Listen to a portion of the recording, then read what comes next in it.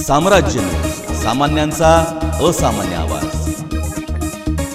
प्रहार संघटना व राष्ट्रवादी काँग्रेस पक्षाच्या वतीने शेतकऱ्यांच्या विविध मागणीसाठी सोलापूर अक्कलकोट रोडवर वळसंग येथे रस्ता रोको करण्यात आले। यावेळी शेतकरी आणि गावकऱ्यांनी मोठ्या संख्येने आपला सहभाग नोंदविला होता। यावेळी भाजपाच्या विरोधात मोठमोठी घोषणाबाजी करण्यात आली।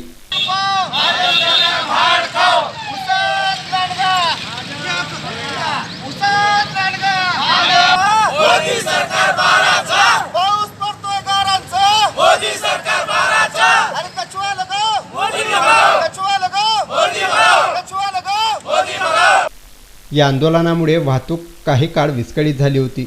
यावेळी प्रहार जनशक्ती संघटनेचे मोहसिन तांबोळी बोलताना म्हणाले, जनशक्ती शेतकरी संघटनातर्फे प्राथमिक स्वरूपात आम्ही दोन्ही पक्षाकडून रस्ता रोको आंदोलन करण्यात आलं आहे। कारण हा मोदी सरकारला अजून जाग आलेली नाही। मोदी सरकार फसवेगिरी, लोकांना गॅस असू दे, पेट्रोल असू दे, शेतकऱ्यांना लुटायचं काम हा मोदी सरकार करत आहे।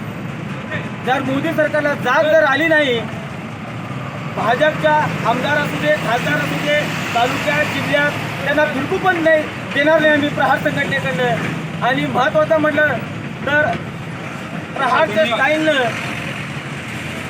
एक महिनाभराच्या आत जर यांनी हा कृषी कायदा रद्द नाही केले तर प्रहारच्या स्टाईलनं आम्ही उत्तर देऊ।